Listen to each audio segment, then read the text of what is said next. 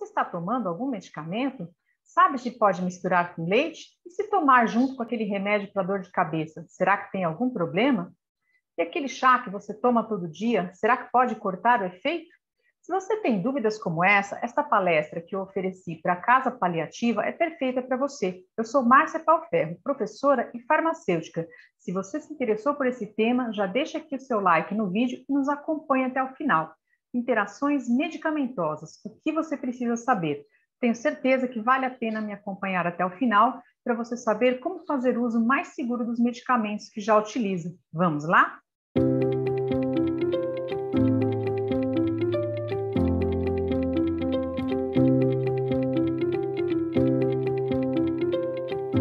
Boa noite, todo mundo. Eu sou a Ana Paula. Estou aqui hoje para a gente ter essa aula com a Márcia, farmacêutica, sobre interações medicamentosas. Eu espero que todo mundo esteja bem, tenha trazido suas dúvidas, suas perguntas, para a gente aprender um pouquinho.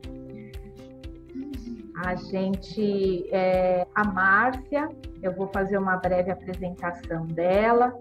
Ela se chama Márcia Rodrigues Vasques Pauferro, ela é farmacêutica formada pela USP, especialista em farmácia hospitalar, qualidade e segurança no cuidado ao paciente e gestão estratégica e ensino à distância. Ela também é mestre em bioética, ela já atua há 20 anos em farmácia hospitalar.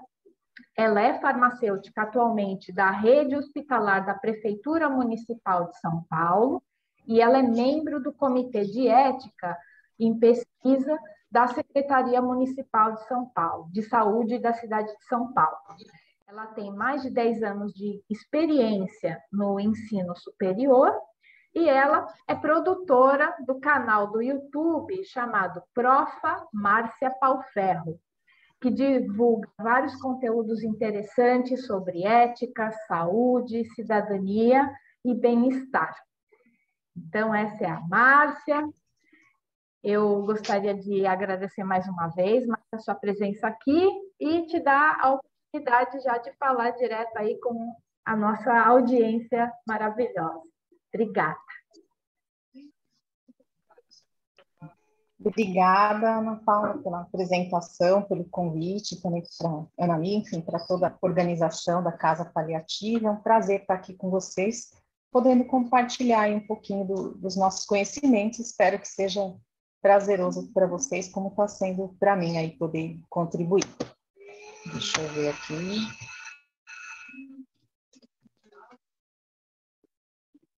Próximo. Então, o tema, né, que fui convidada é relativo a interações medicamentosas, então eu vou tentar contar, assim, o mínimo que você precisa saber sobre isso, né, que é um nome, assim, meio assustador, né. Vamos aqui passar um roteiro do que a gente vai fazer, né. Acho que vale a pena também compartilhar porque que eu tenho essa afinidade aí com cuidados paliativos e coisa e tal, né, que eu estava comentando com a Ana Paula, quando ela fez o convite para mim, né, desde muito cedo, assim, na área de farmácia hospitalar, eu fui desafiada em algumas situações que a faculdade não prepara muito bem a gente, né, a gente aprende muito bem a lidar com a parte técnica, sobre o medicamento e tal, mas a parte de lidar com pessoas é meio complicada, né, na época era pior ainda, né, acho que hoje o curso de farmácia já evoluiu bastante nessa parte, mas na época era assim, totalmente focado mesmo no medicamento. E aí eu me deparei com pacientes em situações bastante difíceis, né, atender pacientes com AIDS, com câncer, e aí você percebe que a parte técnica, né, não te dá subsídio para isso, porque muitas vezes o medicamento não consegue curar, né, e a gente tem aquela ideia de que sucesso é só quando a gente tem a cura, né, e não é bem assim, né, e quem me ensinou isso realmente foi uma professora aposentada, né, na época que eu trabalhava em oncologia, né, que é o tratamento de pacientes com câncer. Essa senhora aposentada, ela tinha um câncer de pele bem grave, né, e ela tomava quimioterapia ali com a gente, né. O serviço de farmacêutico na área de oncologia, ele acaba às vezes sendo um pouquinho ingrato, é o que eu achava, né, naquela época que eu não tinha muito maturidade sobre isso. Por quê? Porque a gente tem mais contato e cria mais vínculo com aqueles pacientes mais graves, né? Que são justamente aqueles fora de possibilidade de cura, né? São eles que vão fazer quimioterapias por mais tempo, justamente para tentar aliviar a dor, sofrimento, trazer um pouco mais de qualidade de vida, mas não necessariamente a cura. Quem se cura com quimioterapia, doenças são curáveis, ela toma quimioterapia por no máximo 6 meses, ou 3 meses, não fica com a gente por um tempo tão prolongado. E aí, muitas vezes, eu me sentia impotente, né? O que eu estou fazendo aqui, né? E essa senhora, ela tinha realmente um câncer bem grave, né? Que não podia ser curado com as quimioterapias. Chegou uma hora que realmente não estava dando mais resultado para ela, né? E eu sempre me mostrava muito preocupada cada vez que ela vinha, saber se ela teve muitos efeitos adversos, se aquilo provocou para ela um mal-estar muito grande, se a gente podia diluir mais a medicação para tornar aquilo mais confortável, enfim, eu fazia todo um esforço para que ela, cada vez que ela vinha lá com a gente, ela pudesse sair de lá se sentindo um pouquinho melhor, né? E é engraçado que eu achava que isso não era suficiente, né? Que era uma coisa minha, né? Que, poxa, os medicamentos não estão fazendo o resultado que eu gostaria, né? E, de repente, quando ela estava já bem em fase avançada, que ela parou de fazer as quimioterapias, ela veio trazer uma carta de agradecimento para a gente, né? Ela entregou lá na secretaria e ela agradeceu nominalmente cada profissional da equipe, inclusive a farmacêutica, né? E aí eu me espantei, né? Puxa, mas ela está me agradecendo, né? Eu não consegui curar a doença dela, né? E aí que eu entendi que meu trabalho não era curar, né? Porque curar nem sempre está ao nosso alcance, mas isso não quer dizer também que não tem nada a ser feito, né? Então, ela conseguiu perceber ali a atenção, o carinho, o cuidado que a gente teve, que proporcionou ali algum conforto para ela, e ela era grata por isso, né? Então, depois isso me levou também, o que me motivou no mestrado, a procurar um pouco mais dessa relação entre os farmacêuticos e os pacientes, né? Que, na verdade, a relação que a gente tem e que é gratificante para a gente e para o paciente, não é a relação com o medicamento, sim com as pessoas, né? Porque uma profissão, ela só tem razão de ser quando ela agrega valor na vida de alguém, né? Quando o profissional é capaz de entregar algum serviço, algum produto, e que torna a vida da pessoa um pouquinho melhor, né? Então, eu entendi que o que eu podia fazer para tornar a vida das pessoas um pouquinho melhor, nem sempre era o medicamento, mas que tinha algo muito além disso, né? Então, eu sou muito grata por ter trabalhado, trabalho ainda com vários pacientes nessas situações que às vezes desafiam a gente, né? E que a gente aprende mais a cada dia, né? A valorizar a nossa vida, o nosso trabalho, os contatos, as relações humanas, né? Por mais que a gente tenha aí computadores, esse mundo todo informatizado, o que vale mesmo são as relações que a gente constrói aí com as pessoas, né? Eu acho que é isso que torna gratificante o dia do profissional, para ele sair de lá com a sensação de missão cumprida. E também o paciente valoriza muito isso quando ele é bem atendido, né? Quando você vê aquelas agradecimentos que eles fazem em ouvidoria, geralmente é agradecendo pela atenção, pelo cuidado, dificilmente eles vão estar pensando só na parte técnica, né? Então, a gente tem que tentar agregar esse algo mais, né? A minha dissertação de mestrado versou justamente sobre isso, que a gente tem que entregar esse algo mais, não é só focado na parte técnica, mas lembrar que a gente está ali sempre atendendo um ser humano, né?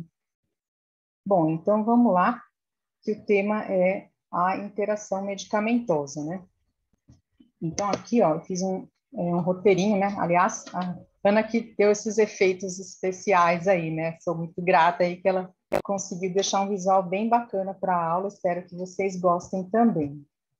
Então, aqui a gente tem um roteiro aí, né, do que nós vamos abordar. Gente, eu esqueci de falar para a Ana que eu tenho só um defeito, né, que eu falo demais. Então, assim, a hora que vocês verem que o horário está avançando, às vezes eu me empolgo, ainda mais que eu estou vendo aí que a casa está cheia de gente aqui ouvindo a gente. Me dá um toque, gente, já é tal hora, vamos tentando finalizar, que senão, por mim aqui, eu vou a noite inteira, né, que eu adoro falar. Esse é Vou te dos meus avisando, defeitos. eu vou te avisando os horários, fica tranquilo. Combinado. Opa, peraí, que meu microfone caiu. Deixa eu ver.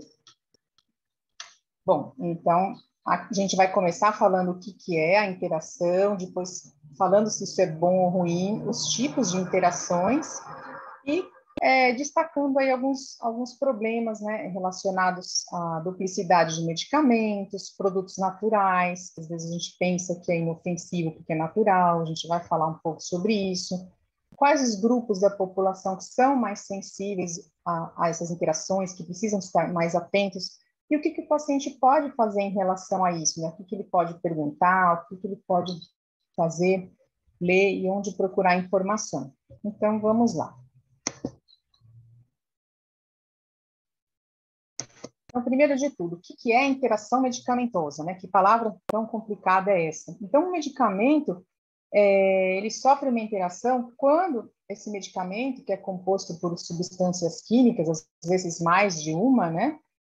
Quando ele altera ou interfere no efeito de outras substâncias químicas que estão sendo ingeridas de forma contínua, né? Então, se você toma um medicamento, que é uma substância química, e já combina com outros medicamentos, com outras substâncias que você está ingerindo, uma pode interferir na ação de outra, né? Porque são substâncias químicas e elas sofrem reações entre si, mesmo quando elas estão dentro do nosso corpo. Nosso corpo é como se fosse um grande laboratório, as substâncias se encontram ali e vão interagindo entre elas. E o que isso pode acarretar? Não só entre os medicamentos. O medicamento, ele também, como ele é uma substância química, ele também pode interagir com outras coisas que a gente ingere, os próprios alimentos, as bebidas, as ervas, os suplementos alimentares, todos esses produtos que a gente toma, que a gente consome, eles também possuem substâncias químicas que podem alterar o efeito do medicamento que você está tomando.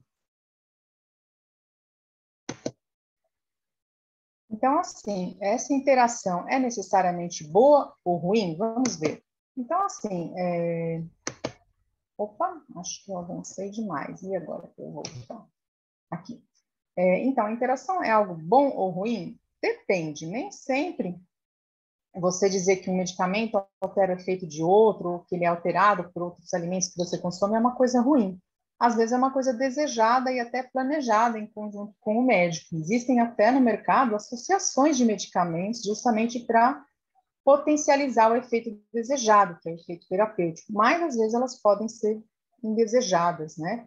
Então vamos ver alguns exemplos dessas situações. Então, uma interação indesejada, quando ela aumenta os efeitos colaterais. Infelizmente, os medicamentos eles possuem efeitos colaterais. Dificilmente ele vai agir só naquela doença para melhorar aquele sintoma, melhorar aquela doença que você tem. Quando ele é absorvido pelo nosso organismo, ele cai na corrente sanguínea, ele se espalha pelo nosso corpo, ele tem afinidade pelo órgão-alvo, mas ele acaba também interferindo em outras partes do nosso organismo, que são os efeitos colaterais, aqueles efeitos indesejáveis.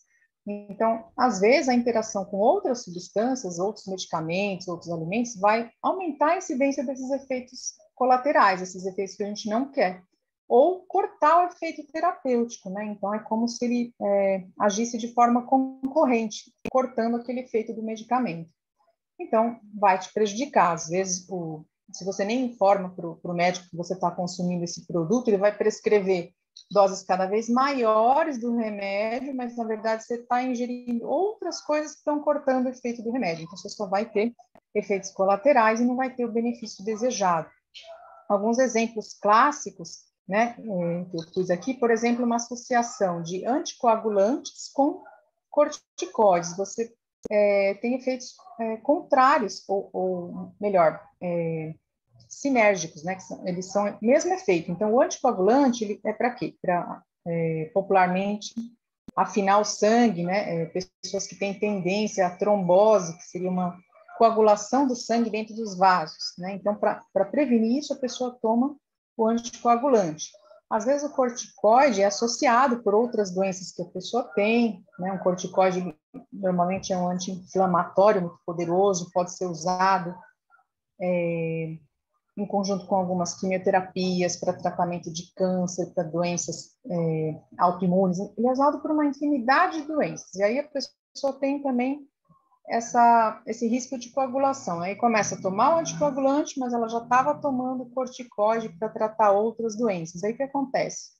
Vai aumentar o efeito anticoagulante, então pode ter um risco maior de sangramento, que não é o que a gente quer. O anticoagulante ele tem que afinar o sangue, mas a um ponto que não seja perigoso para a pessoa. Ao mesmo tempo que você não quer que o sangue coagule dentro dos vasos, você também não quer que ela tenha um sangramento, uma hemorragia, tem que ter um equilíbrio. E às vezes o corticoide prejudica esse equilíbrio, vai fazer com que aumente a sua chance de sangramento. Uma outra interação indesejada é uma associação de antibióticos com anticoncepcional. Às vezes a mulher toma esse anticoncepcional de rotina e ela até esquece de falar isso para o médico, né? E ele é um medicamento à base de hormônios femininos e que ele interage com o antibiótico. Nesse caso, o antibiótico corta o efeito do anticoncepcional. Então, ela pode acabar engravidando durante o uso do antibiótico porque ela não sabia que prejudicava o efeito do anticoncepcional. Mas então o que faz, Márcia? A pessoa que precisa tomar antibiótico, ela tem que parar o anticoncepcional ou ela não pode tomar antibiótico? Não, se o médico sabe dessa questão, provavelmente ele vai recomendar o uso de outros métodos anticoncepcionais, além da pílula, durante o tratamento do antibiótico. Então, vai usar algum método de barreira, vai associar com uma camisinha feminina ou masculina.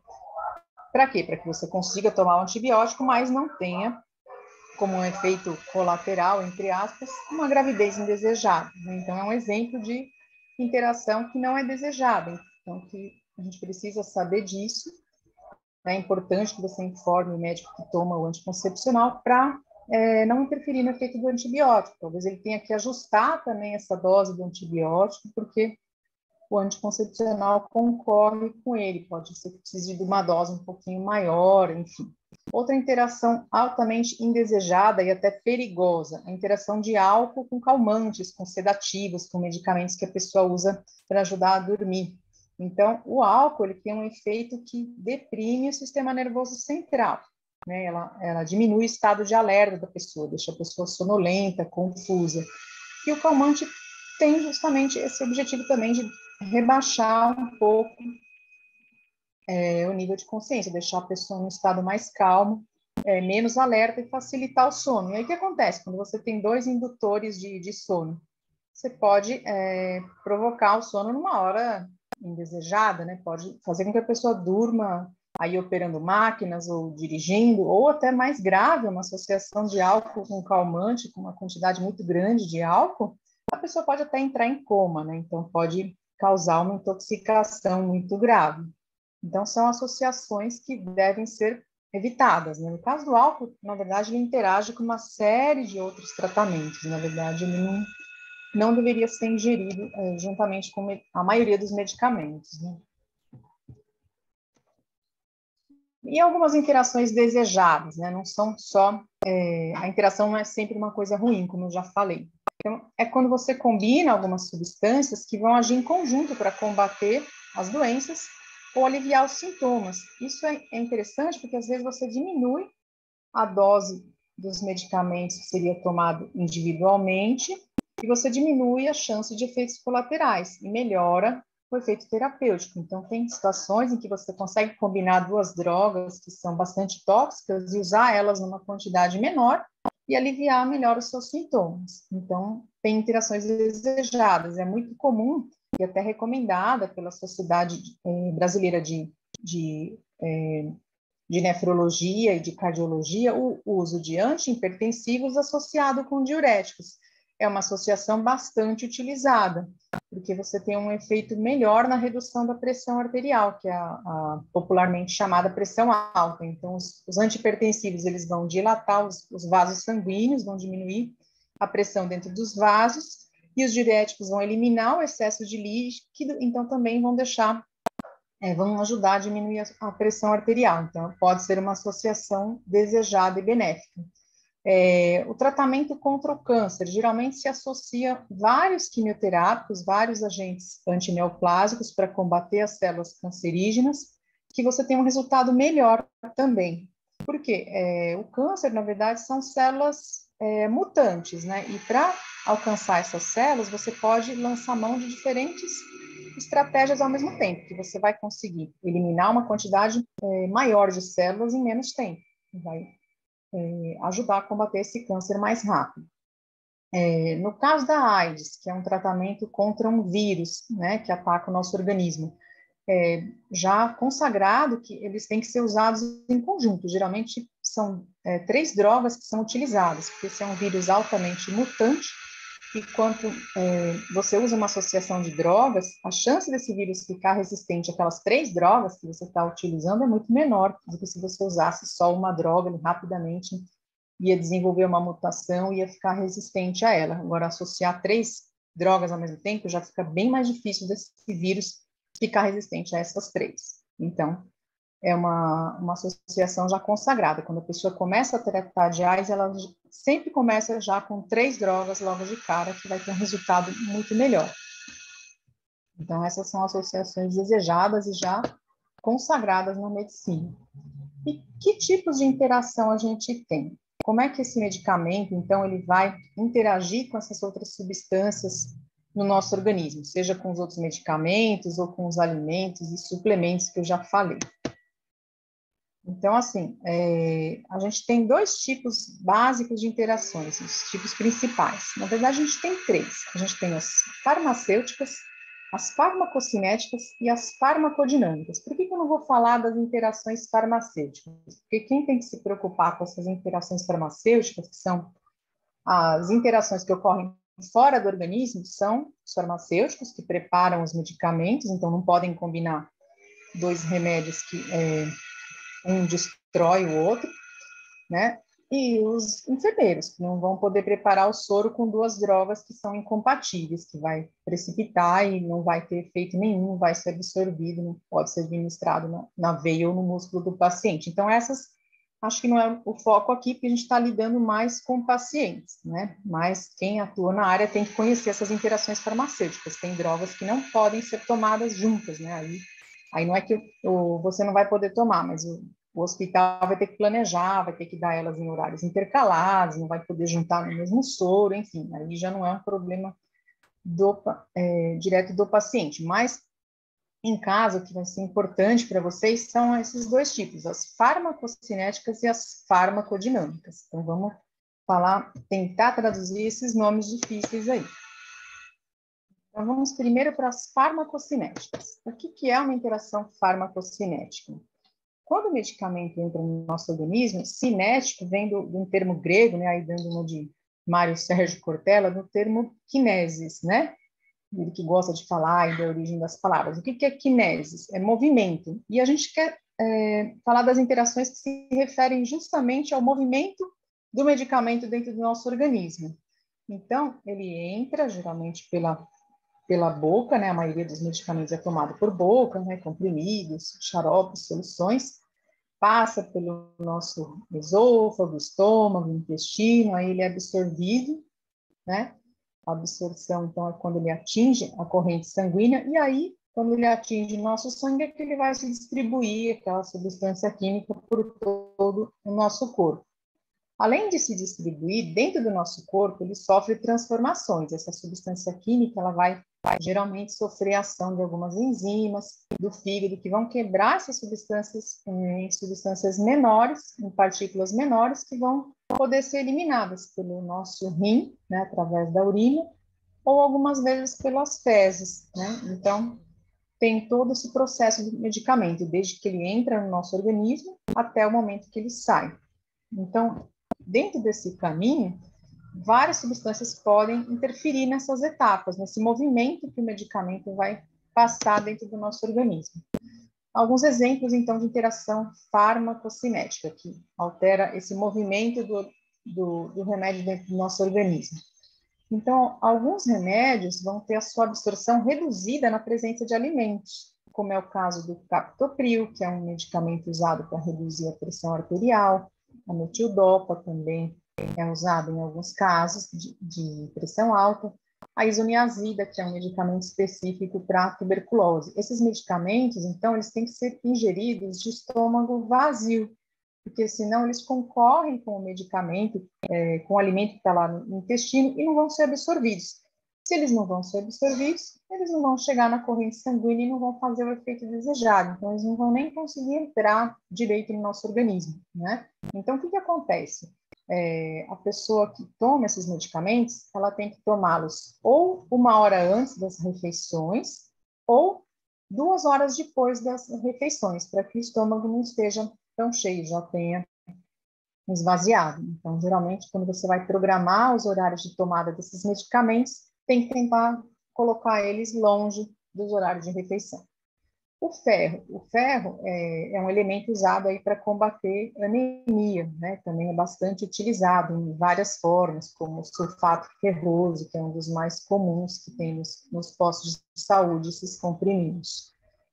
Quando você ingere com sucos ricos em vitamina C, essa é uma interação farmacocinética muito bem-vinda, porque ela vai ajudar esse ferro a ser absorvido. Então, muitos médicos recomendam tomar o ferro com suco de laranja ou com limonada, que vai ajudar na absorção desse ferro, ele vai ser melhor absorvido. Mas é importante também afastar ao horário de tomada do ferro de outros alimentos que podem piorar a absorção do ferro. Quais são eles? Os chás, os leites e os derivados de leite, que é manteiga, queijo e iogurte. Então, quando a pessoa está tomando ferro, ela tem que tomar de preferência com um suco cítrico, né, rico em vitamina C, e nunca com leite, chá ou derivados lácteos. Então, se for, por exemplo, tomar perto do horário do almoço, evitar de tomar um chá na hora do almoço, né? Então, ingerir o sulfato ferroso uma meia hora antes do almoço, para estar favorecendo aí a absorção, e de preferência não ingerir nenhum chá ou derivado de leite nessa refeição, por exemplo, né? Alguns medicamentos podem ter a sua distribuição reduzida. Então, eu falei que depois de absorvido, ele vai se distribuir no nosso sangue, certo? Uma associação bastante desejada e usada pelos médicos e pelos dentistas é uma associação de adrenalina com o anestésico local. Por quê? Porque a adrenalina, ela contrai os vasos. Então, ela vai dificultar a distribuição. O sangue vai ficar mais retido ali no local que ele injetou o anestésico. Então, vai fazer com que essa anestesia dure mais, né? Então, algumas vezes é usada essa associação pelos médicos ou dentistas para prolongar o efeito daquela anestesia local, dá tempo de costurar os pontos, de extrair o dente ou alguma coisa assim. Então, uma associação, né, bem-vinda, uma interação farmacocinética benéfica. Alguns medicamentos podem ter o seu efeito alterado na presença de outros que vão atrapalhar na transformação que ele sofre dentro do nosso organismo. Então, por exemplo, um protetor gástrico, quando ele é associado com alguns tipos de calmante, né, ele vai aumentar o efeito desse calmante. Então, vai deprimir ainda mais o sistema nervoso central. Por quê? Porque ele ativa, ou melhor, ele inibe as enzimas que iam quebrar esse calmante para ele ser eliminado do nosso organismo. Então, se esse calmante não está sendo eliminado, o que vai acontecer? Ele vai se acumular lá no nosso sangue, ele não vai ser eliminado pelo rim, por exemplo, porque as enzimas que deveriam agir para quebrar ele em substâncias menores e ele poder ser eliminado, não estão agindo. Então, ele vai aumentar a concentração no sangue até um nível tóxico, às vezes, causar uma reação adversa, né? O paciente ficar sonolento, reduzir seu estado de consciência. Isso pode prejudicar ele nas atividades rotineiras. Às vezes, a pessoa nem imagina que aquele calmante que ela começou a tomar interfere no efeito do protetor gástrico. Mas a pessoa que tem gastrite precisa tomar o protetor gástrico, então ela nunca vai poder usar um calmante? Não, não é isso. Aliás, essa é uma questão importante. Quando eu falo que tem uma associação ruim, isso não quer dizer que você não vai poder ingerir aquelas substâncias, mas os profissionais vão ter que ter alguns cuidados. Ou eles vão ter que ajustar as doses, ou eles vão ter que espaçar, intercalar esses medicamentos, eles não vão poder ser tomados no mesmo horário. Então, não é que eles não podem ser associados. Algumas vezes eles podem, mas mediante alguns cuidados, tá? Então, é importante vocês conhecerem essas interações, né, para saber que elas existem, mas Nunca tomem uma atitude por conta própria, né? Então não vou tomar, porque a Márcia falou que isso daqui é uma interação ruim, então vou largar esse remédio enquanto eu tomo outro. Não, não é isso. Converse com os profissionais para eles ajustarem o seu tratamento, né? Nunca tome aí uma iniciativa própria, que às vezes você pode estar se prejudicando. Bom, vamos falar das interações farmacodinâmicas, né? Então, o que são as interações farmacodinâmicas? Eu falei das farmacocinéticas, que interferem, então, nesse caminho que o remédio percorre no nosso organismo, e a gente tem as farmacodinâmicas. O que são as interações farmacodinâmicas? São aquelas que modificam a resposta do medicamento dentro do nosso organismo. A gente diz que podem existir interações sinérgicas, que são aquelas que aumentam o efeito do remédio, e aquelas antagônicas, que vão inibir o efeito do remédio. Na verdade, de uma forma assim muito simplificada, como é que o remédio age no nosso organismo? Eles são substâncias químicas que vão ter uma afinidade maior ou menor por algumas células. É como se nessas nossas células a gente tivesse alguns tipos de tomada, só que só vai encaixar o medicamento nas células que têm a tomada certa, por isso que o remédio vai ter afinidade maior por determinadas células que vão ser os órgãos-alvo daquele medicamento. E algumas outras substâncias que você ingeriu ali nos alimentos ou outros medicamentos, às vezes usam essas mesmas tomadas. Então, vão competir com elas. Ou, às vezes, elas não usam a mesma tomada, mas aumentam a corrente que vai passar ali, a corrente elétrica que passa naquela tomada, e vai fazer com que o efeito do remédio fique mais forte. Então, é mais ou menos dessa forma que acontece. Essas substâncias químicas, elas podem ou aumentar o efeito do remédio que você está tomando, ou diminuir, por uma ação direta no mecanismo de ação desse medicamento, na forma como ele age no órgão-alvo. Então, alguns exemplos de interações farmacodinâmicas. Quando você associa, por exemplo, um antiarrítmico, que é um remédio para arritmia cardíaca, com uma bombinha para asma, que é um remédio para dilatar os brônquios, para a pessoa conseguir respirar melhor, o que vai acontecer? Um remédio corta o efeito do outro. Eles agem nas mesmas tomadinhas, nos mesmos receptores, tá? São os receptores adrenérgicos. Então, o antiarrítmico, ele aumenta a ação desse receptor. E a bombinha, ela inibe o efeito desse receptor. Então, a gente não vai conseguir nem combater a arritmia e nem combater a asma. Aí, realmente, é uma associação indesejada. O médico vai ter que ver, provavelmente, um outro antiarrítmico que não tenha esse tipo de interação ou alguma coisa nesse sentido.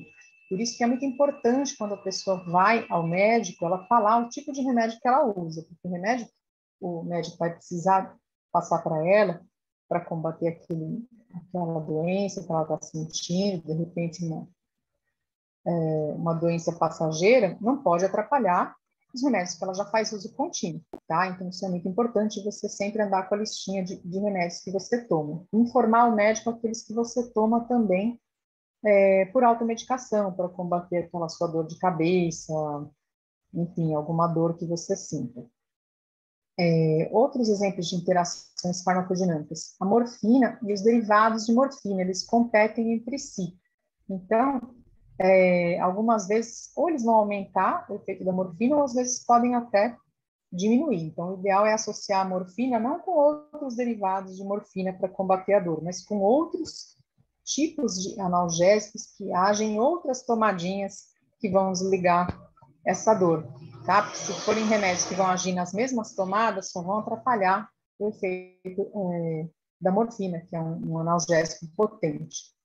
Então, nunca se deve associar morfina com outros opioides, com outros derivados de morfina, mas sim com outros tipos de medicamentos analgésicos, tá? O anticoagulante, né, que muitas vezes é um remédio usado aí para quem tem propensão a infarto, a trombose, esses tipos de problema. Tem que tomar muito cuidado a associação dele com os anti-inflamatórios. Os anti-inflamatórios, eles estão presentes em muitos analgésicos que são vendidos aí nas farmácias, que as pessoas acabam comprando para combater uma dor passageira. Só que a pessoa às vezes não sabe que aquele remédio pode interferir com o efeito anticoagulante, aumentando o efeito anticoagulante e, portanto, a chance de um sangramento. Então, a pessoa precisa estar muito atenta, mesmo esses remédios de venda livre podem interferir com o efeito do anticoagulante, tá? Nem o remédio é, vamos dizer assim, inofensivo, nem esses que são de venda livre, tá? A gente vai falar mais sobre isso mais adiante. O antihipertensivo, que é esse remédio usado para combater a pressão alta, para controlar a pressão sanguínea. Quando ele é associado com um descongestionante nasal, olha que coisa, né? A pessoa está com resfriada e comprou aqueles remedinhos de pingar no nariz, que, aliás, eles estão praticamente sendo abolidos de tanto efeito colateral que eles têm, né? Mas isso aí já daria uma outra aula. Enfim, se ela associa o antihipertensivo com um descongestionante nasal, desses que contraem os vasinhos do nariz para você poder respirar melhor, vai aumentar a pressão arterial, porque esse descongestionante nasal, ele não vai ficar só restrito ali no nariz. Dentro do nosso nariz, a gente tem uma mucosa, que é uma camada protetora ali do nosso nariz, que é diferente da nossa pele, né? Ela é muito irrigada com vasos sanguíneos. Então, a absorção por essas mucosas é importante. Então, o descongestionante ele vai cair na corrente sanguínea e ele vai ter um efeito de comprimir não só os vasinhos do nariz, mas os vasos do corpo todo, vamos dizer assim. Então, vai prejudicar o efeito do antihipertensivo, tá? Mas é o que eu disse, o descongestionante nasal é um remédio que não é inofensivo, gente. Ele não deve ser usado por períodos prolongados, tá? Embora ele possa produzir um alívio imediato de alguns sintomas desagradáveis, quando a pessoa está muito gripada ou com a rinite muito atacada, ele não deve ser usado sem orientação médica e por longos períodos, tá? Porque além dele interferir na pressão arterial, ele tem uma série de outros problemas que não vai haver tempo para a gente abordar. Então, não é um remédio assim inofensivo. Ah, mas eu só vou pingar aquilo lá no nariz. Infelizmente, não age só no nariz, tá bom? Bom, e os antialérgicos? Os antialérgicos são remédios também bastante usados por pessoas que têm rinite ou que estão com alguma doença alérgica mesmo. Muitas vezes eles acabam sendo associados com sedativos, então a pessoa toma às vezes algum calmante para dormir. Às vezes até um calmante natural também interage, tá? Então não é porque é natural que é inofensivo, a gente também vai falar mais de produto natural. E com álcool, então, antialérgico, sedativo e álcool são três coisas que têm substâncias que deprimem o sistema nervoso central. Então, elas rebaixam o nível de consciência. Pode deixar a pessoa não só sonolenta, mas chegar a um nível de consciência tão baixo que a gente chama de coma, né? Então, é muito grave associar essas três coisas, né? Pode ser extremamente perigoso, tá? Então, o álcool, como eu já disse, ele não deve ser associado com a maior parte dos medicamentos, mas quando tem essa associação dessas três coisas, realmente pode levar à morte, é muito perigoso essa associação. Bom, então eu falei dos dois tipos de interação básicos que podem acontecer, né? Ou interfere na movimentação do remédio dentro do nosso organismo, fazendo ou com que ele não seja absorvido, então ele nem chegue na nossa corrente sanguínea, ou com que ele não seja eliminado. Então, ele vai aumentar o tempo que fica ali no nosso organismo, aumentando o seu efeito, podendo até ser tóxico. E também as farmacodinâmicas. Então, os dois remédios podem concorrer ali pelos mesmos sítios de ação, pelas mesmas tomadinhas, ou um atrapalhando o efeito do outro, e aí não vai ter efeito benéfico nenhum, ou aumentando demais o efeito terapêutico, que se torna até perigoso, como aí é o caso dos anticoagulantes, né, quando associados com anti-inflamatórios. Uma outra questão importante que eu vou abordar é a questão de duplicidade. Então, muito cuidado com a duplicidade. Às vezes você está tomando dois medicamentos de nome comercial, aí, de nome fantasia, que contêm os mesmos componentes, os mesmos princípios ativos, as mesmas substâncias químicas que vão, portanto, ser tomadas numa quantidade excessiva. Então, às vezes a pessoa está consumindo um antigripal, que geralmente é uma associação de analgésicos, antialérgicos, descongestionantes, com remédio de enxaqueca, que também tem analgésicos, cafeína e outras coisas. Então, perceba que os dois têm analgésico, e às vezes é o mesmo analgésico, né? Dos medicamentos que mais provocam intoxicações aqui no Brasil é um medicamento chamado paracetamol, e ele está presente em vários antigripais, em vários remédios para enxaqueca, em vários medicamentos também denominados relaxantes musculares, né, que a pessoa toma para um torcicolo, por um mau jeito, e aí ela associa tudo isso junto. O que vai acontecer? Ela vai estar ingerindo uma quantidade excessiva de paracetamol, que não é um remédio inofensivo. Embora isoladamente, os antigripais, os remédios para enxaqueca, alguns estejam de venda livre, o problema é quando você toma todos eles juntos, né, e não tem nenhum acompanhamento profissional. Você está ingerindo uma quantidade excessiva de paracetamol, e o paracetamol, ele é um remédio extremamente tóxico para o nosso fígado. Quando você consome 2 ou mais medicamentos contendo paracetamol, muito provavelmente você vai atingir essa dose máxima e vai começar a prejudicar o seu fígado. Pode ser um prejuízo até irreversível, uma hepatite medicamentosa que pode ser gravíssima, pode precisar até de um transplante de fígado, não é brincadeira não. Então, o resultado é que você vai aumentar não só o efeito farmacológico, mas também as reações adversas, né? Então, o paracetamol ele é tóxico para o fígado. Se você associa 2 medicamentos contendo paracetamol, a chance de você ter uma hepatite medicamentosa aumenta e muito, tá? Então, antialérgicos e antigripais não são inofensivos. E os produtos naturais? Né? Então, a gente tem uma falsa ideia, o que é natural não faz mal, né? Popularmente, muitas vezes as pessoas falam isso, mas é só uma plantinha, só um negocinho aqui que veio da natureza. Será que é assim mesmo?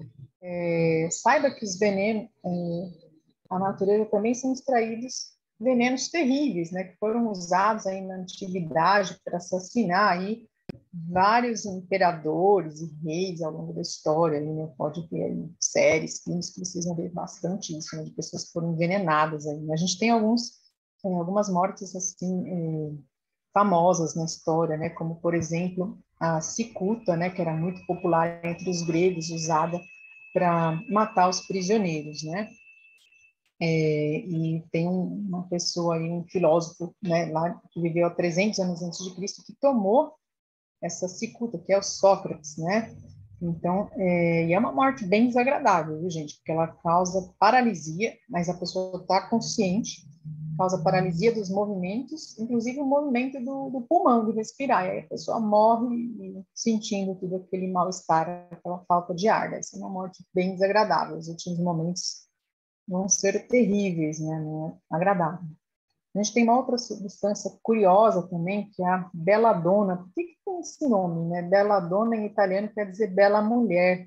E a belladonna, ela estava presente, é uma planta que era usada em alguns cosméticos, porque ela dilata os pupilos, deixava a mulher com aquele olhão assim, tipo gato de botas, né? Aquele olhão bonito, atraente, né?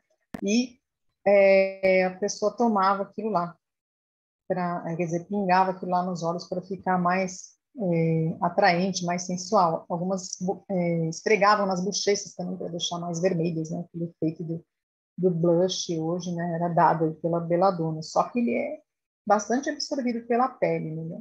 Ela acabou sendo usada também para envenenar algumas pessoas, né? E era usada pelos índios também na ponta das flechas, porque ela causa paralisia, né? Então também pode ser um veneno letal aí, em altas quantidades. Então, não é porque é natural que não faz mal, né? Já dei aí alguns exemplos. Então, alguns exemplos também de ervas que são bastante ingeridas na atualidade, né? Então, espero que ninguém esteja tomando lá cicuta, pelo amor de Deus, porque ela é realmente um veneno.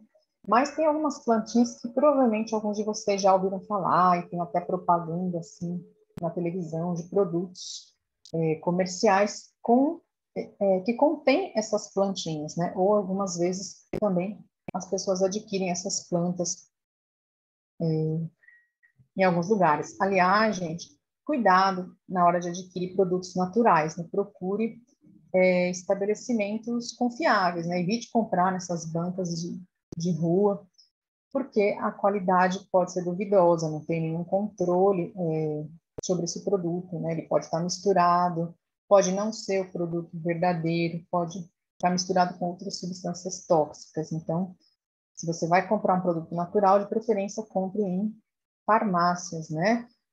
Que você vai comprar tanto as plantas secas, que são as drogas vegetais, né? Que pode ser a raiz, a folha, a flor, depende de qual é a parte que contém o princípio ativo da planta, mas você pode comprar geralmente em farmácias, em casas de produtos naturais também especializadas, que tem alvará de funcionamento, tudo certinho.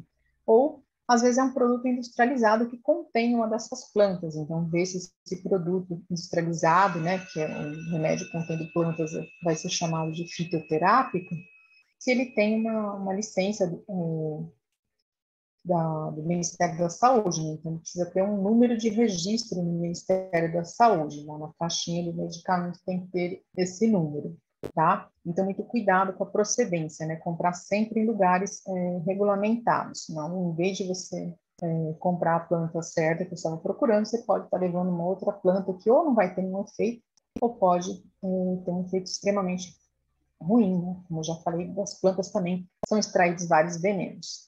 Então, aqui, algumas plantas muito indicadas aí, que infelizmente acaba tendo muita propaganda em televisão, rádio, né? E às vezes não, geralmente não alerta nada sobre os riscos de consumir essas substâncias, né? Só exalta as propriedades boas, né, delas, sem falar que elas também têm riscos, né? E também as plantas também contêm substâncias químicas, são elas que vão fazer o efeito terapêutico lá dentro do nosso organismo, né, ligando ou desligando algumas tomadinhas lá das nossas células, mas também podendo causar efeitos tóxicos. Então, a erva de São João, né, que é um medicamento aí bastante utilizado, né, que o nome,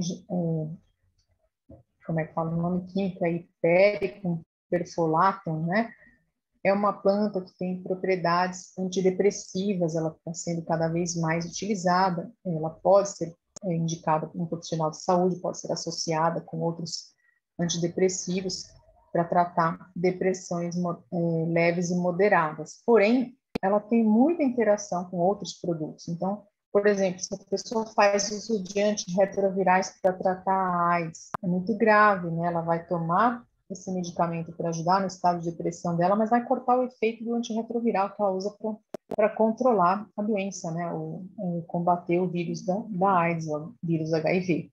Então, a pessoa que toma antirretrovirais, ela não deveria usar esse tipo de antidepressivo, teria que procurar outros medicamentos. Por isso que mesmo que ele seja de venda livre, aliás, na realidade ele não é, né? Ele é um produto que deve ser vendido sob prescrição médica, embora a gente saiba que a farmácia nem sempre cobre essa receita, né? A pessoa vai lá e compra porque ela viu na propaganda, né? Ou viu na internet, e aí ela não vê que pode prejudicar o efeito dos remédios que ela já toma. E geralmente pessoas que tomam remédios para doenças sérias, né? Então, corta o efeito do antirretroviral para AIDS, corta o efeito da quimioterapia, que é usada para combater o câncer, né? Então, olha que problemão, né? Em vez de ajudar na depressão, vai deixar de tratar aquela doença que ela já tinha, né?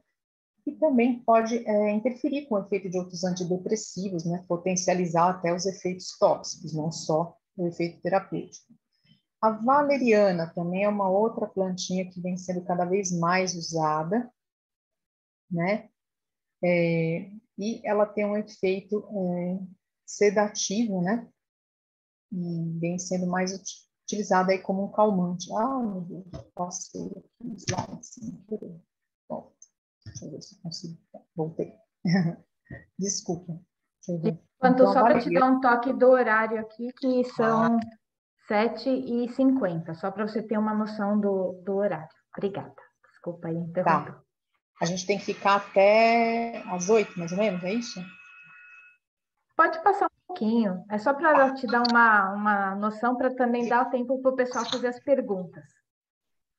Senão fica muito cansativo também, né? Beleza. Então, a valeriana, ela vai aumentar o efeito dos calmantes e dos antidepressivos e dos ansiolíticos. Então, a pessoa às vezes toma, né, para aliviar alguns sintomas, mas ela vai se prejudicar, né? Então, ela é usada para aliviar estresse, TPM, insônia, ela é muito indicada para isso. E às vezes tem muitas propagandas de produtos à base de valeriana.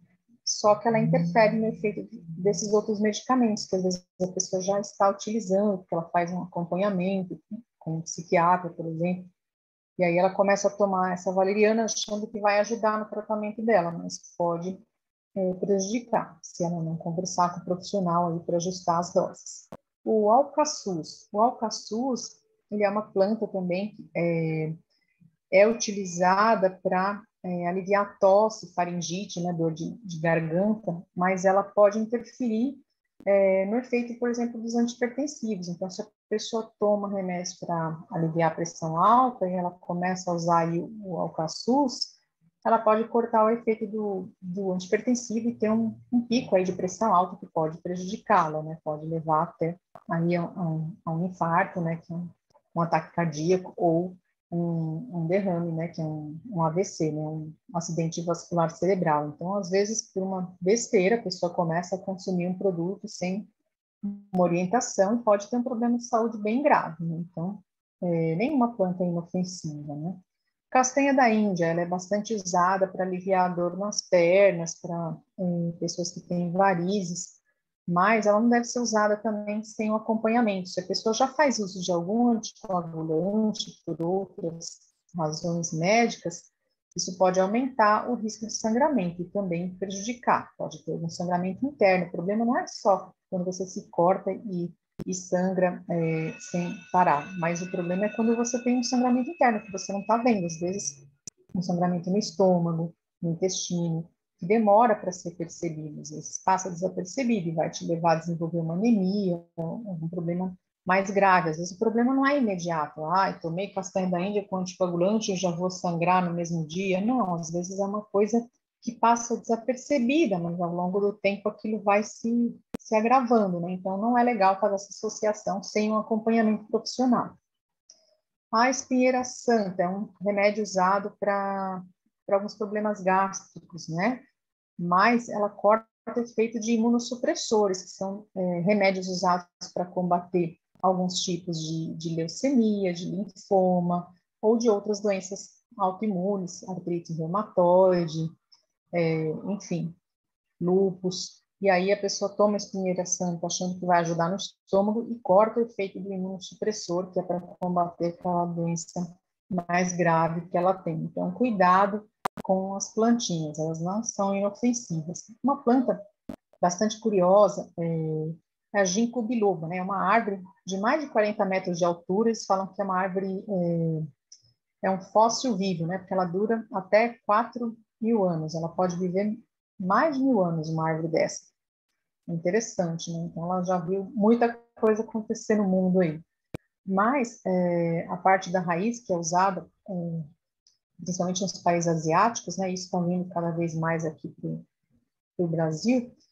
Ela é usada para estimular a memória, né? Já tem alguns estudos mostrando que ela pode realmente ter algum efeito benéfico na parte cognitiva, mas sensacionalismos, tá, gente? Não é porque você ouviu falar que o ginkgo biloba atua na memória que você vai suspender os remédios do seu parente que está tratando de Alzheimer e vai dar para ele a ginkgo biloba como se ela fosse milagrosa. Né? Tudo isso ainda está em estudo, né? Então, cuidado na hora de ingerir esse produto. Principalmente porque ele pode intensificar o efeito de um antidepressivo que ela já toma, ou pode cortar o efeito de um anticonvulsivante, né? Que ela faz uso aí para combater epilepsia ou outras patologias aí que ela precisa tomar um anticonvulsivante. Então, ela vai, às vezes, mais atrapalhar do que ajudar. Então, cuidado na hora de ingerir esses produtos naturais, né? Às vezes, eles podem ajudar com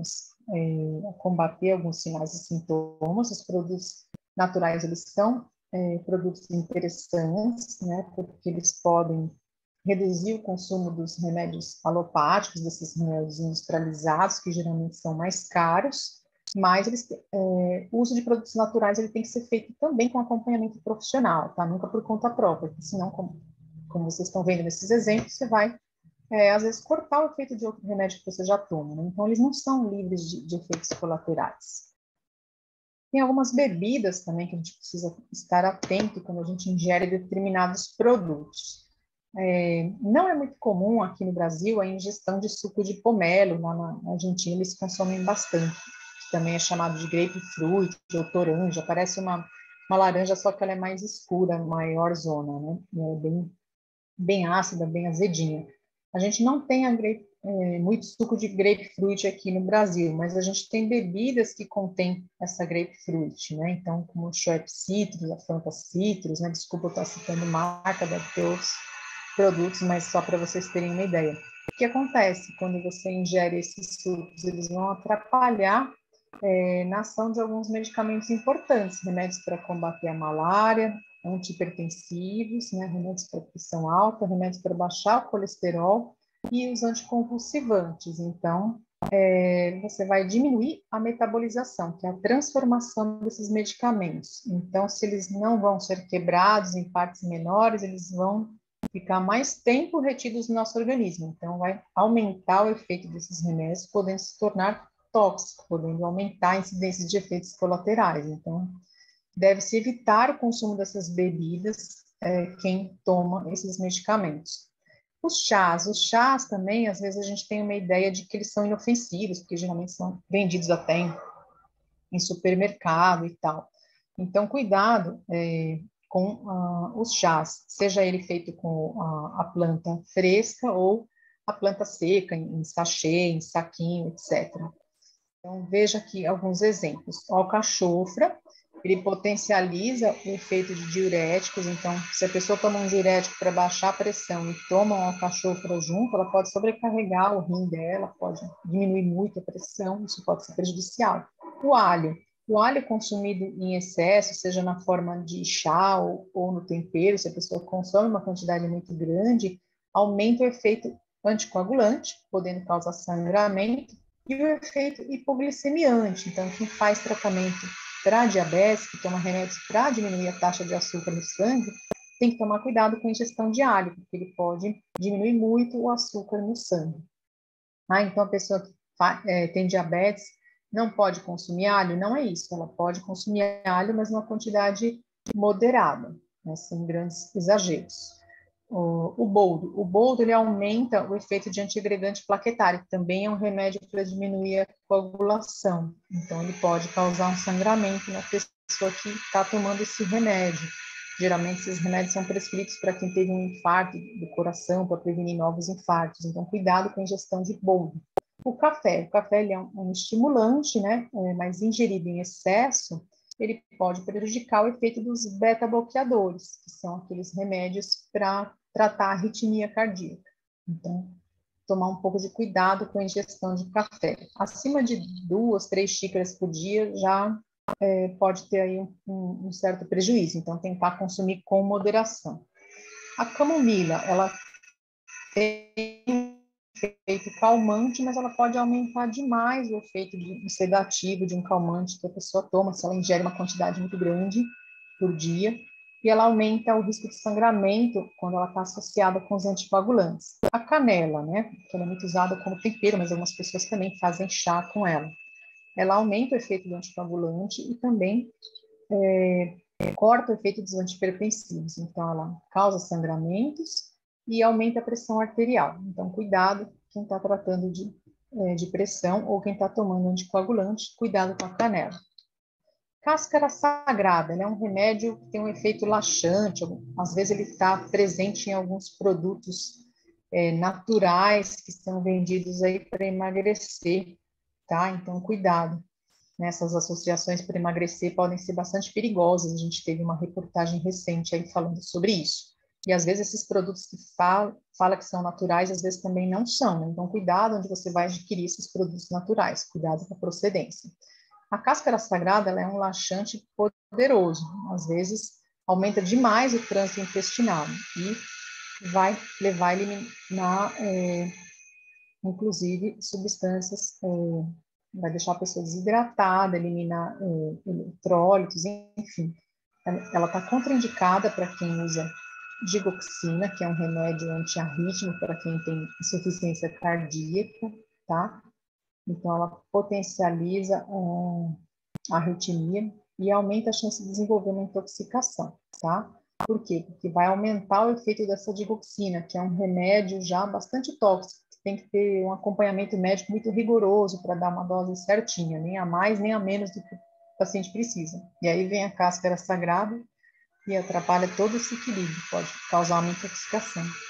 E como ela é laxante, ela vai diminuir a absorção dos outros medicamentos de modo geral, porque ela aumenta muito o trânsito intestinal. Então, como tudo vai passar muito rápido ali pelo intestino, o remédio não vai ter tempo de ser absorvido. Então, vai diminuir o efeito de vários medicamentos. Chá verde, ele diminui a absorção do ferro, tá? Então, se a pessoa está com uma anemia, o ideal é que ela consuma outros tipos de chá, ou que ela, pelo menos, não consuma o ferro junto com esse chá verde, tá? E ele corta também o efeito dos remédios para diabetes, os hipoglicemiantes.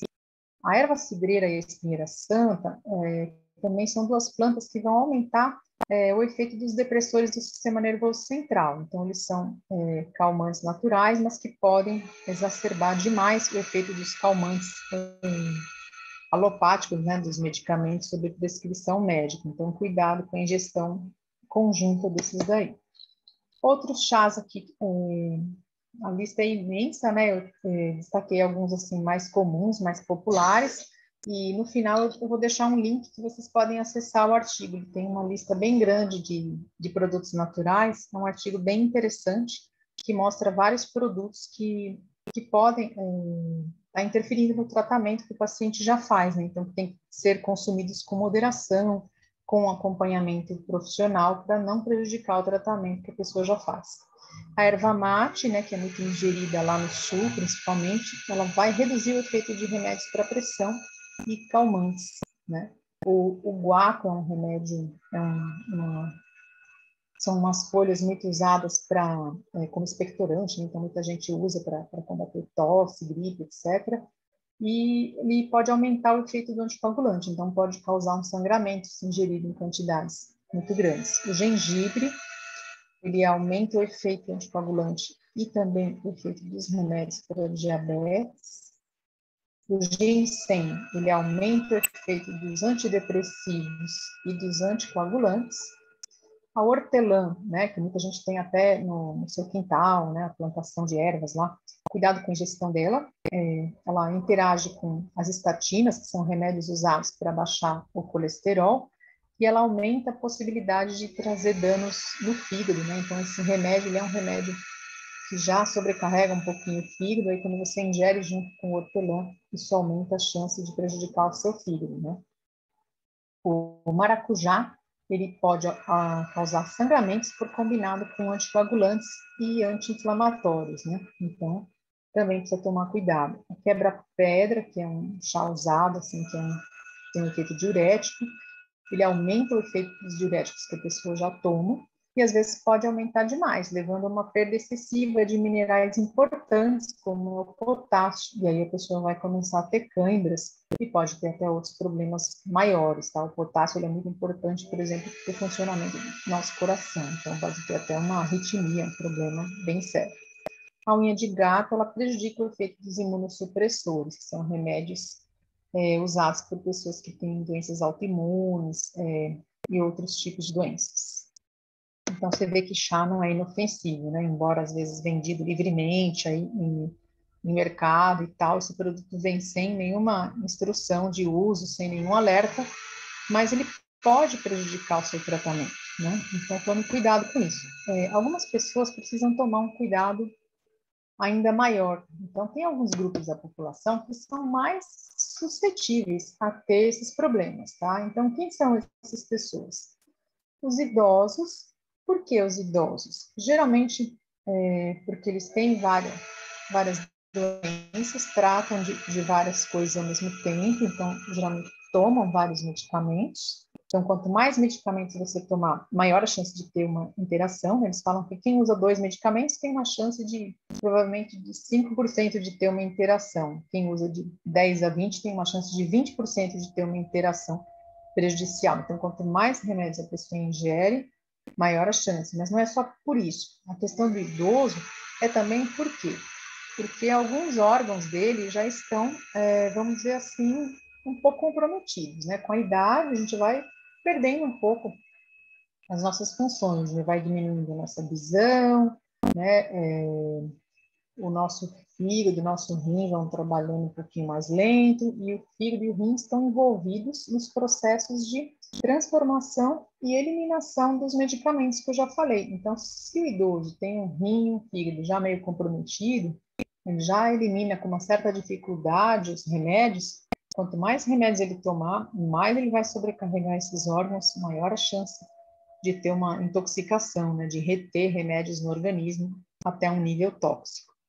As pessoas que usam álcool e tabaco, esses dois produtos, eles são indutores enzimáticos. O que é isso, meu Deus do céu? São produtos que aumentam a ação de algumas enzimas do nosso organismo, e eles vão prejudicar bastante o efeito de medicamentos. Eles vão atuar lá naquelas tomadinhas, ligando e desligando alguns medicamentos dessas tomadinhas com mais intensidade, tá? Ou aumentando a transformação dos medicamentos, então diminuindo o efeito deles, porque ele vai fazer com que eles se quebrem mais rápido e fiquem menos tempo no organismo. Então, a pessoa que ingere tabaco, ela tem as enzimas mais ativas, então ela já está estimulando lá com uma substância química que ela usa há muito tempo, que é um indutor enzimático. Então, as enzimas dela não estão como uma pessoa que não usa álcool, o álcool, que não usa o tabaco, ele está produzindo muito mais enzimas. A hora que o remédio chega lá, o remédio não tem nem chance de fazer efeito, ele vai rapidamente ser quebrado e eliminado do organismo, porque ela consome já esses outros produtos. Então, a pessoa que ingere esses produtos com uma certa frequência, né, e intensidade, ela vai ter menos efeito terapêutico, porque ela está eliminando o remédio muito rápido. Pessoas que têm doenças renais ou hepáticas, então não é só o idoso que tem o rim e o fígado comprometido, às vezes uma pessoa mais jovem já tem alguma doença nesses órgãos e, consequentemente, precisa estar mais atenta ao uso de remédios, porque os remédios passam por esses órgãos e podem ter o seu efeito prejudicado.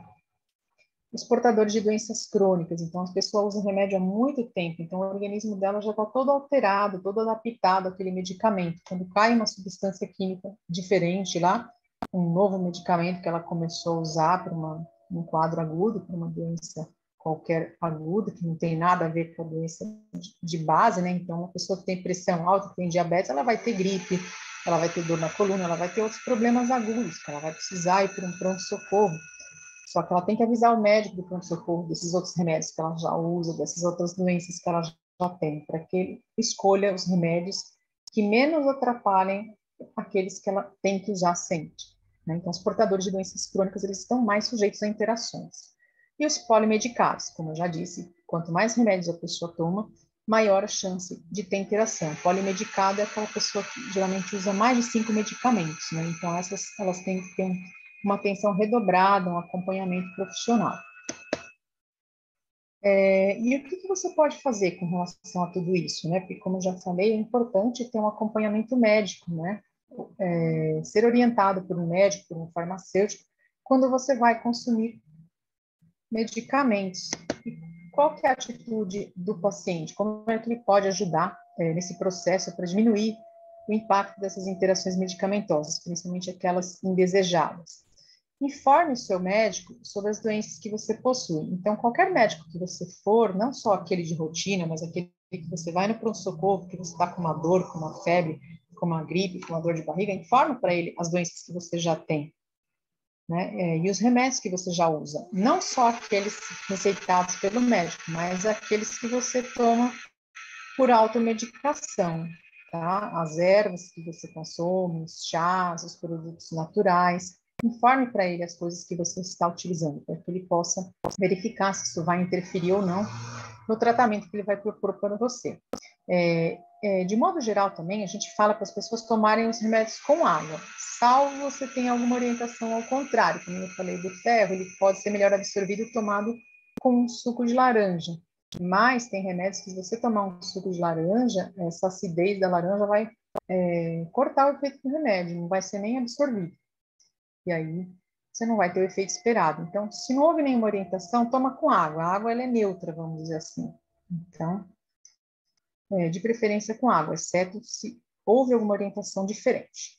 E fique atento a qualquer sinal ou sintoma diferente que você tiver durante o consumo daquele medicamento, principalmente quando você começa a tomar um novo medicamento. Fica atento ao seu organismo, porque de repente você está tomando alguma coisa para dor de cabeça, mas que vai ter outros efeitos colaterais aí em outros órgãos, né? Pode até aliviar a dor de cabeça, mas de repente começa a te dar uma dor de estômago, sei lá, uma dor de barriga, do nada, e de repente tem a ver com aquele remédio novo que você introduziu ali. Ele é uma substância química, infelizmente ele circula por todo o seu organismo e não vai agir só naquela dor, naquele problema que você gostaria. Eles acabam ligando e desligando outras tomadinhas lá das células do nosso organismo. Então, fique atento a qualquer sinal ou sintoma e aí procure um profissional, né? Na dúvida se aquilo tem a ver ou não com o remédio, consulta um médico, consulta um farmacêutico, tá?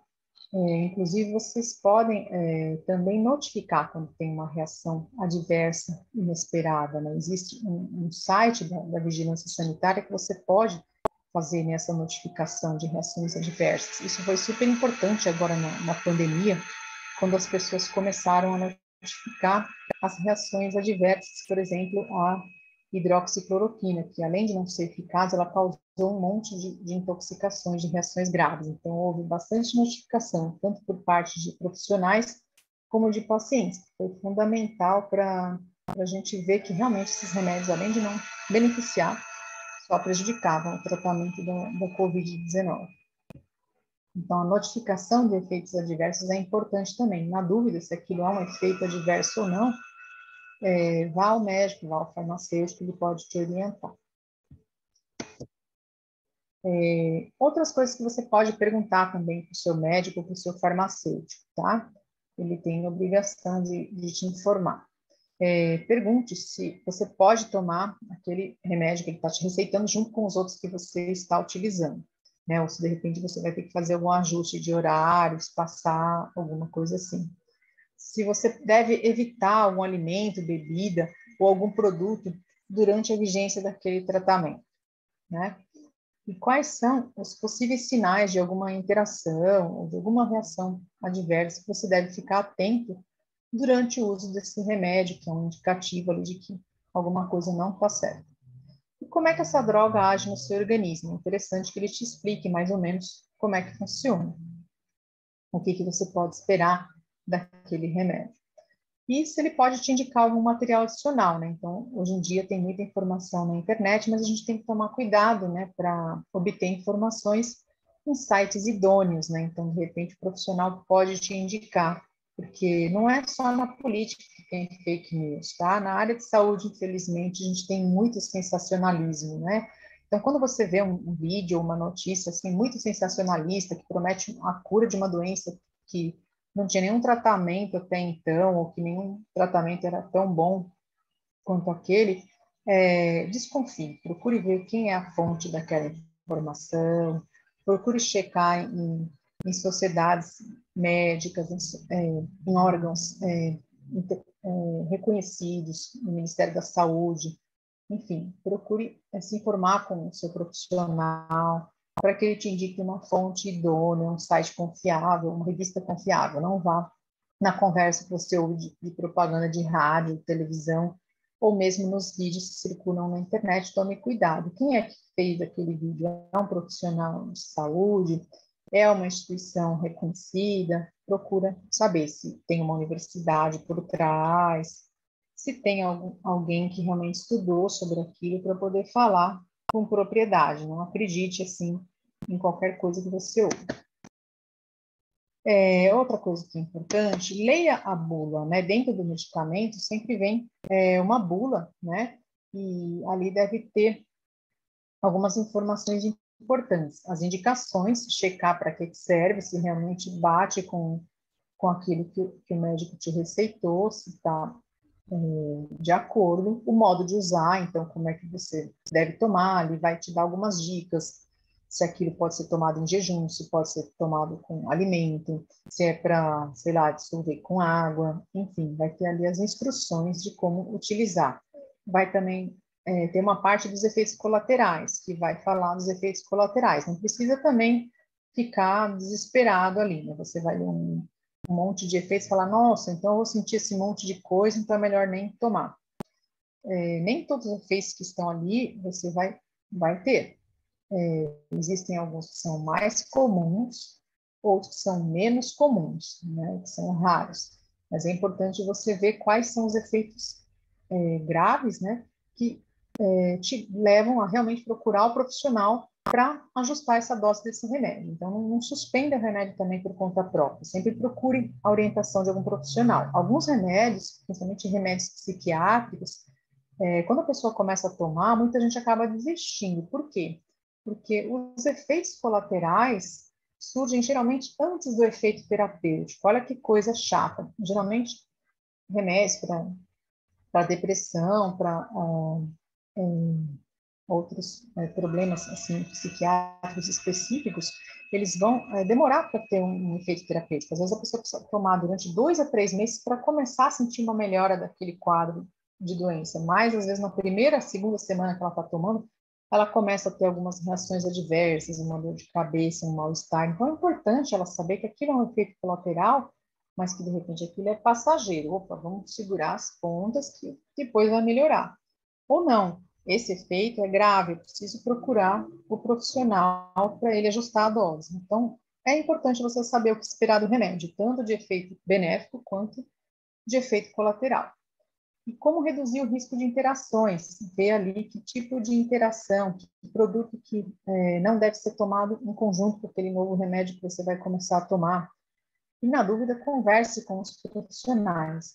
E como conservar aquele remédio? Via de regra, o remédio, como eu já disse, é uma substância química, então ele deve ficar longe de calor, de luz e de umidade, porque esses 3 fatores ambientais, eles aumentam a chance de reações químicas do medicamento se degradar. Mas tem remédios que exigem cuidados específicos, às vezes depois de preparado tem que ser conservado em geladeira, enfim.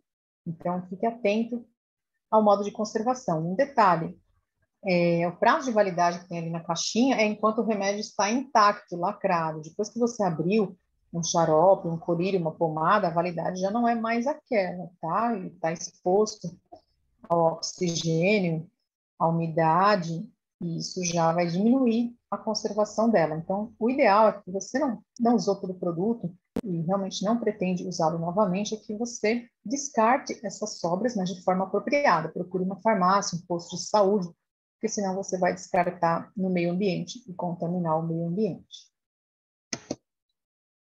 Se você quiser saber mais sobre intoxicações, que eu falei bastante, né, do risco dos medicamentos causarem intoxicações, quando há um acúmulo deles no organismo, ou mesmo no caso de uma ingestão acidental excessiva de um medicamento ou desses produtos naturais que eu citei, você tem vários órgãos que você pode procurar para obter assistência, tá?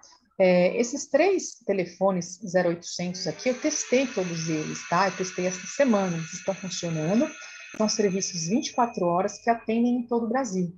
Você tem o Sistema Nacional de Intoxicações Tóxico-Farmacológicas, você tem o CEATOX, que é um Centro de Assistência Toxicológica do Hospital das Clínicas, e você tem o CCI, que é um Centro de Controle de Intoxicações da cidade de São Paulo, que fica dentro do Hospital Saboia, lá no Jabaquara.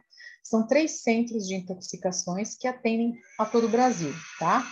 E você pode ligar a qualquer hora do dia ou da noite e o profissional vai te passar algumas orientações super relevantes. Eu já usei esses serviços, tanto como profissional farmacêutico, quando a gente recebe um paciente intoxicado, quanto no âmbito familiar. Uma vez uma sobrinha minha, numa mudança que eles estavam fazendo, ela engoliu Super Bonder, né? E aí já liguei correndo lá para saber o que fazer. Graças a Deus esse negócio ele seca tão rápido que ele não chega a passar pela garganta, né? E aí eles me passaram todas as instruções, o que eu podia fazer, o que eu não podia fazer, até me dirigir a um pronto-socorro. Então, nunca force o vômito por conta própria, porque às vezes você só aumenta o risco daquele produto ser um produto agressivo.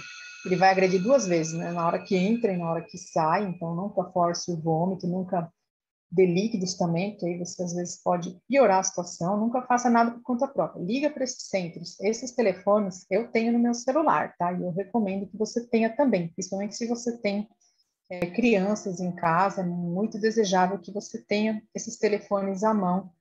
E tendo crianças, animais de estimação, tome cuidado onde você guarda os seus medicamentos, sempre longe do alcance deles, tá? Porque eles vão descobrir e vão mexer nessas coisas na hora que você piscar, né? Eles já tomaram aquilo lá, então toma cuidado para não sofrer uma intoxicação. Mas se isso eventualmente acontecer, saiba que tem esses telefones que podem te dar uma assessoria. E tem também o saque, que está na bula dos rótulos dos produtos, inclusive não só produtos farmacêuticos, tá? Em inseticidas, produtos de limpeza, que são agentes usados para intoxicações, tem lá um número de saque que pode te dar uma orientação, e para qualquer produto desses, tem esses telefones que funcionam 24 horas por dia, tá? Aqui algumas indicações, depois eu posso passar por e-mail, se vocês precisarem, para repassar aí para quem esteve presente, né?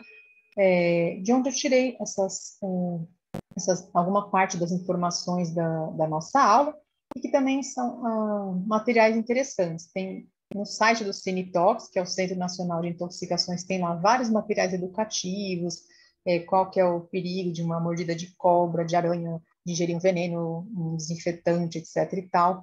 Do Ministério da Saúde tem uma cartilha que fala da promoção do uso racional de medicamentos, então fala várias dicas interessantes do modo de usar, de conservar os medicamentos. Uma outra cartilha também, o que nós devemos saber sobre medicamentos, e uma cartilha que eu tirei bastante exemplo, principalmente daquela parte de produtos naturais, uma cartilha desenvolvida por um projeto Farmácia Verde, que é da faculdade Oswaldo Cruz, uma faculdade de farmácia aqui de São Paulo. Então, tirei bastante informação de lá sobre produtos naturais. Então, são 3 materiais aí, 4, né, que eu indico aí para vocês. Bom, aqui Muito de bom. onde eu caí, e é isso. Muito bom, o pessoal está adorando a aula. Tem uma pergunta da Thelma, está com a mãozinha levantada.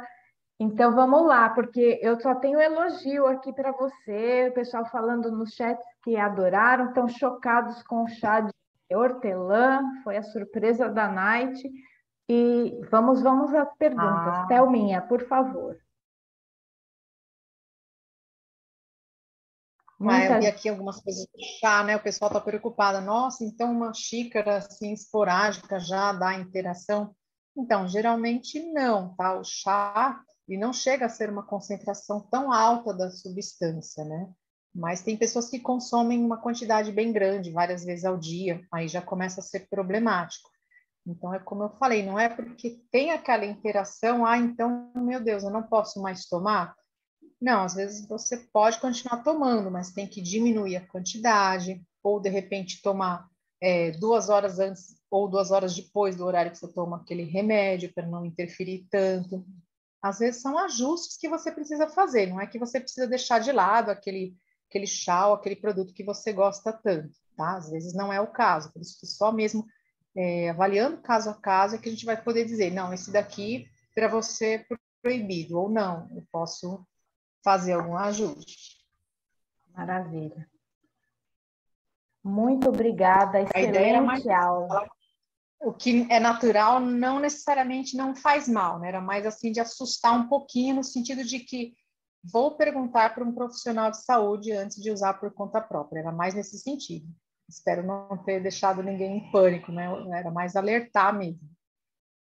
Legal, muito bom. Acho que atingiu o objetivo. A aula foi muito esclarecedora, a linguagem foi simples, dentro de um ritmo que foi bem tranquilo de acompanhar, muito útil, inclusive as informações de referência para o pessoal poder consultar depois.